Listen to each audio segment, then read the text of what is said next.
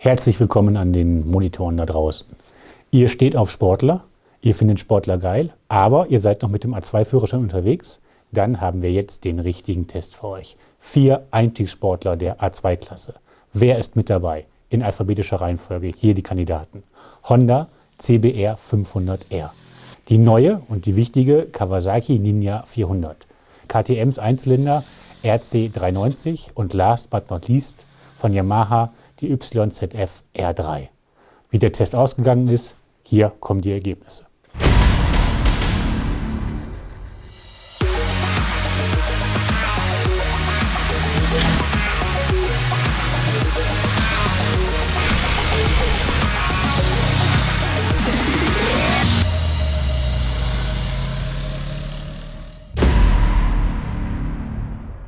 Okay, reden wir über die Platzierung, reden wir über den 4. Platz, fangen wir von hinten an, räumen wir das Feld von hinten auf. Der 4. Platz, und es tut mir fast im Herzen ein bisschen weh, der 4. Platz geht nach Österreich, an die RC 390. Okay, ich selbst fahre eine KTM, ich bin Österreich-Fan, aber trotzdem, man kann es ja anders sagen, die KTM ist der einzige Einzylinder im Feld und das merkt man natürlich schon ein bisschen. Gerade in Sachen Motor, in Sachen Laufkultur, Ansprechverhalten, da kommt er natürlich an die Zweizylinder der anderen Marken nicht heran. Und was auch noch ganz wichtig ist, was die einen natürlich total freut, antörnt, mich auch, aber natürlich insgesamt ein bisschen natürlich auch Schwächen offenbart, ist die Sitzposition. Die KTM hat die Lenkerstummel beispielsweise direkt in der oberen Gabelbrücke befestigt. Das heißt, bei keinem anderen Motorräder dieser 4 fällt die Sitzposition so sportlich, so engagiert, aber eben auch so anstrengend aus. Bedingt dadurch verliert die KTM natürlich auf die anderen ein paar Punkte, macht natürlich tierisch Spaß, man hat ein gutes Gefühl fürs Vorderrad, aber dennoch allgemein betrachtet kostet das Punkte. Was natürlich auch Punkte kostet bei der KTM, dürfen wir nicht verschweigen, ist der etwas kleine Tank. Und der kleinste Tank heißt natürlich auch, trotz angemessenem Verbrauch, kleinste Reichweite. Da lässt die KTM dann schon wieder ein paar Punkte liegen und insgesamt trotz der 44 PS, gemessenen 44 PS aus ihrem Einzylinder, macht sie vieles richtig, aber unterm Strich landet sie leider so auf dem letzten Platz. Allerdings kann man auch sagen, für alle, die es sportlich wollen, die es rasant wollen und die auf den Einzylinder stark stehen, RC 390, ein tolles Motorrad.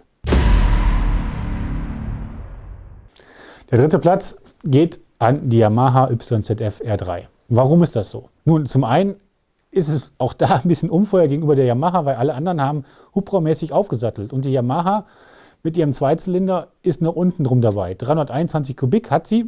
Damit hat sie insgesamt natürlich auch den kleinsten Motor. Alle anderen verfügen über mehr Hubraum. Mittlerweile natürlich auch, gerade Kawasaki hat ja die Ninja von 300 auf 400 Kubik aufgesattelt. Aber bleiben wir bei der Yamaha. Mit dem kleinen Motor muss ich natürlich überall ein bisschen mehr anstrengen. Drückt natürlich am wenigsten von unten raus, jubelt dafür oben raus, richtig geil, richtig frei, richtig feurig, macht Laune.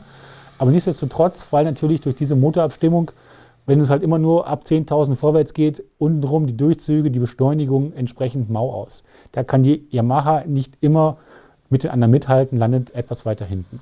Und was bei der Yamaha auch noch auffällig ist, die Yamaha ist wirklich das allerkleinste Motorrad von den 4. Also sprich, wer ein bisschen länger gebaut ist, so 1,80 und ein bisschen mehr Zentimeter aufweist, der fühlt sich auf dem Motorrad so ein bisschen eingeengt, so ein bisschen, alles ein bisschen enger, die Lenkerstummel stehen sehr weit nach innen gekröpft. Das passt für kleine Leute, vermittelt auch so ein bisschen Race-Feeling, aber größere Leute tun sich damit echt schwer. Und weil das halt so ist, weil wir das allgemein objektiv bewerten, landet die Yamaha halt bei solchen Aspekten auch etwas weiter hinten. Deswegen insgesamt immer noch ein ausgewogenes Motorrad, gerade für Leute, die nicht so groß sind, die wirklich darauf achten wollen, dass sie sicher mit den Füßen auf den Boden kommen. Eine Top-Empfehlung, aber unterm Strich 3. Platz für Yamaha, für die YZF R3 und vielleicht mal gucken, gibt es für bei den anderen demnächst ein bisschen mehr Hubraum, dann sieht die Sache bestimmt ganz schnell ganz anders aus. Auf Platz 2 landet in dem Fall, so kann man es vielleicht sagen, das Big Bike dieses Vergleichs, und zwar die Honda CBR 500R.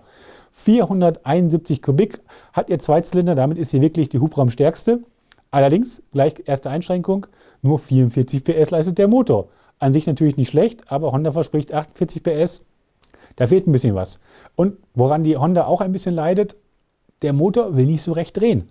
Er tritt zwar unten kräftig an, macht richtig Laune, aber ab 8,5 kommt man schon in den roten Bereich, flackern schon die Leuchten auf und bei 9 ist einfach Schluss, aus, Ende, vorbei. Selbst die RC 390 dreht als Einzylinder höher. Wir reden hier über Sportler, wir reden hier über Feuer oben raus, da kann die Honda einfach nicht mithalten. Und zum anderen darf man auch nicht vergessen, die Honda ist das schwerste Motorrad dieses Vergleichs. Heißt, Leistungsentfaltung oben raus, Drehvermögen am geringsten wirklich von allen 4. Das höchste Gewicht dazu, Fahrleistung trotz viel Hubraum, können sich deswegen nach oben nicht absetzen. Das kann Platz 1, der natürlich noch fehlt, viel, viel besser. Was die Honda dagegen richtig gut kann, ist Komfort. Die Honda macht viel weniger auf Supersportler oder auf Einstiegssportler als vielmehr auf Einstiegstourer. Bei keinem anderen Motorrad liegen die Lenkerhälften so hoch, greift man so bequem dazu, ist der Platz so toll gepolstert. Mit der Honda kannst du einfach Kilometer abreißen ohne Ende. Da zwickt nichts, da zackt nichts, das macht richtig Laune. Das geht richtig lang. Von daher die Honda für alle Leute, die es gerne auch sportlich mögen, aber die auf Komfort nicht verzichten wollen, die bequem sitzen wollen, gerne auch zu zweit, mit Sozia, mit Freundin, mit der Mutti, die das Geld gegeben hat, wer weiß das schon. Greift zur Honda, wirklich Motorrad für alle Tage, top ausgestattet, gibt nichts zu meckern, allerdings weniger Sportler, wirklich eher so in Richtung Sport-Touring, sage ich mal. Deswegen am Ende nur Platz 2 für die Honda. So, und jetzt Trommelwirbel, Fanfaren, lasst die Silvesterraketen oder die Raketen steigen. Ihr ahnt es schon, wer landet auf Platz 1? Die neue Kawasaki Ninja 400. Ein Einstand nach Maß, Kawasaki, tipptopp, Daumen hoch, alles richtig gemacht. Das Hubraum Plus bestellt der Kawasaki jetzt einen Motor, der wirklich untenrum fast auf dem Niveau der Honda antritt, sehr geschmeidig läuft, sauber ans Gas geht, alles wirklich nur minimals, kaum bemerkenswert schlechter macht als die Honda, aber dafür oben raus brennt, ein Feuerwerk zündet, das macht richtig Laune. Kein anderes Motorrad dreht oben raus so frei, noch ein bisschen freier sogar als die Yamaha, die ja auch hochdrehzahlmäßig abgestimmt ist. Kein anderes feuert in der Mitte schon so toll, kein anderes ist so geschmeidig, kein anderes hat so einen großen Drehzahlbereich, einfach top. Jetzt noch weniger Gewicht auch bei der Kawasaki, das spricht natürlich in Verbindung mit der tollen Leistung. Kawasaki gibt 45 PS an, wir haben sogar 47 gemessen, auch natürlich super. Jetzt Stahlgitterrahmen, vorher war es ein Stahlbrückenrahmen, der senkt das Gewicht noch einmal spürbar. Die Kombination, ziemlich geringes Gewicht, gute Leistung, die höchste Leistung in diesem Testvergleich, das sorgt natürlich auch dafür, dass die Kawasaki bei den Fahrleistungen super vorne dabei liegt. Dazu sitzt man gut aufgehoben, sportlich, nicht unbequem.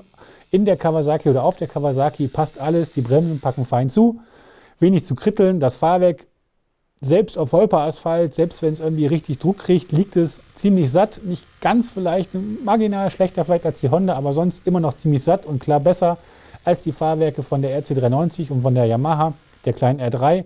Also von daher Kawasaki, man kann nichts gegen dieses Motorrad sagen. Einfach runde Sache, einfach top gemacht, einfach super Einstieg. Kawasaki Ninja 400, die Empfehlung der Testsieger im kleinen Vergleich der 400er oder der A2 Einstiegssportler. Von daher Testsieger, ich sage es nochmal, Kawasaki Ninja 400, unsere Nummer 1 in diesem Vergleich.